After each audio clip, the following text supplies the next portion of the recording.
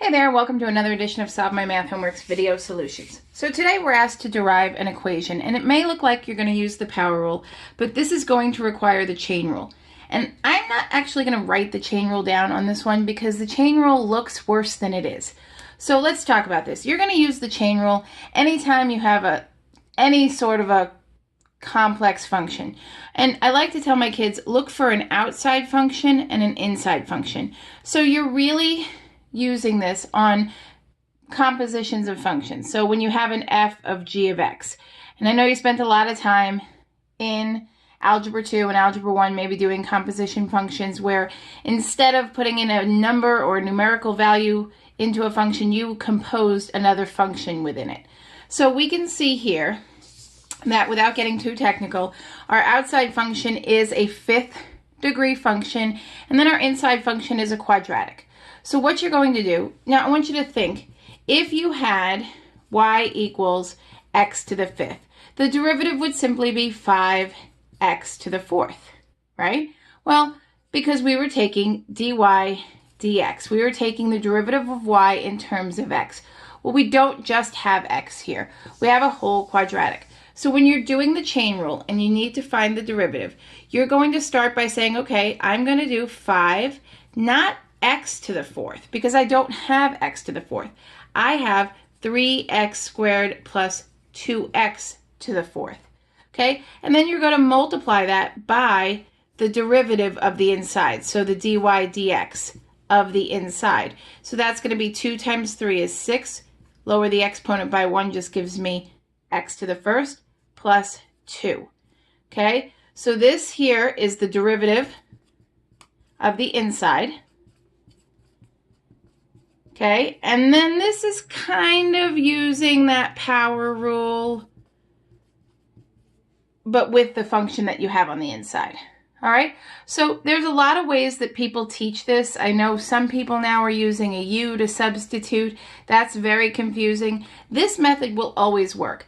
However, I did have a student come in and ask about this u-substitution, which I hate that the word u-substitution was used because we don't use that till integrals. So let me go over that if your teacher is doing something with u's and du's, and it's probably ugly.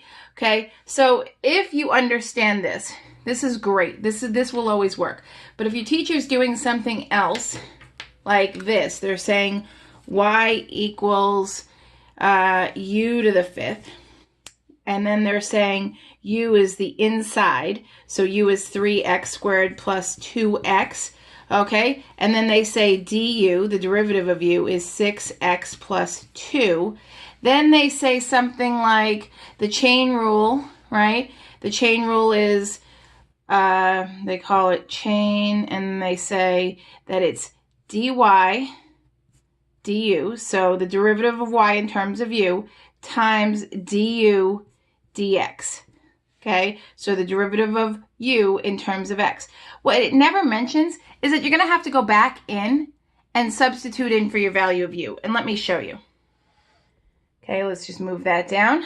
All right, so this says, okay, sure, 5y prime equals 5u to the fourth, right, times du, so the derivative of u, which is 6x plus 2, okay? And then you have a u and an x, and that's not cool. We never had u in this problem. We can't end with u in this problem. So what you have to do then is say u equals 3x squared plus 2x, right? It's right there. So you have to sub that back in. All right, so then you get 5, and you put u back in, 3x squared plus 2x times 6x plus 2. Oh, by the way, to the fourth. U to the fourth. Don't forget your fourth. Which is exactly the same thing we did, just without all this u du stuff. Okay, and so this u substitution, this differential that you don't really know what it is yet, it seems confusing because you're going to use it in integrals and probably it wasn't explained. So if you understand the chain rule here this way, it will always work. You're just going to sort of use that power rule with what's inside and then take the derivative of the inside and multiply that. So if your teacher's doing something like this, I hope this helped. I hope it made sense. If you have questions, pop them in the comments. I will try to help.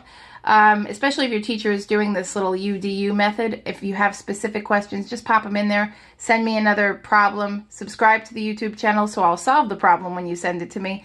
And you know what? These just get easier. They'll take a little more time. But chain rule comes in very, very handy. You use it all the time.